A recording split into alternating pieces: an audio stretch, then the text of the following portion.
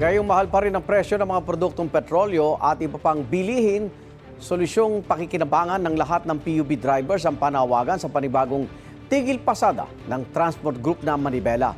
Live mula sa Quezon City, may unang balita si Jomer Apresto. Jomer!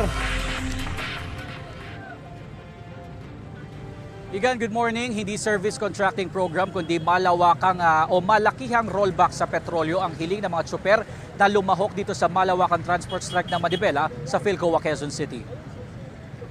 Madilim pa lang, nagmarcha na mga miyembro ng Manibela papunta sa isang gasolinahan sa Philcoa, Quezon City. Hindi para magpakarga ng diesel, kundi para manawagan sa gobyerno na hindi sapat ang service contracting program at 10 pesos per liter na fuel subsidy. Ayon kay Marval Buena, chairman ng Manibela, aabot sa kalahating milyon driver mula sa iba't ibang rehiyon ang lalahok sa programa kasama na mga nasa TNVS, taxi at motorcycle taxi. Mula sa Philcoa, posibleng magmarcha rin sila ngayong araw papunta sa Kamara, Senado at Medjola para ipanawagan ang kanilang hinaing. Sabi ni Valbuena, dapat nang magpatupad ng malakihang rollback na abot sa 50 pesos per liter lalo at may mga bago ng supply ng petrolyo na dumarating sa bansa.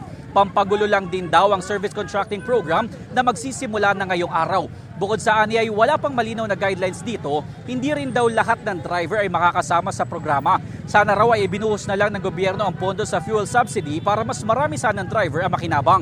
Iginit din ni Valbuena na tila band-aid solution lang ang mga naiisip ng gobyerno. Binigyang din niya na hindi talaga sapat ang kinikita ng mga tsuper dahil sa taas ng presyo ng petrolyo. Idagdag pa rito ang pagtaas ng presyo ng mga pangunahing bilihin na epekto pa rin ang mataas na presyo ng langis. Humingi naman ng paumanhin ang Manibela sa publiko at sinabing para din sa kanila ang laban na to.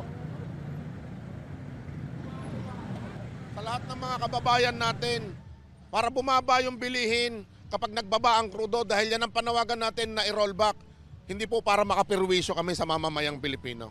Itong mga oil companies na kung saan 130 billion pesos ang windfall profit na kinita sa loob ng 45 araw at ang gobyerno ay kumita ng 46 billion pesos sa loob ng 45 days para lamang sa VAT at excise tax.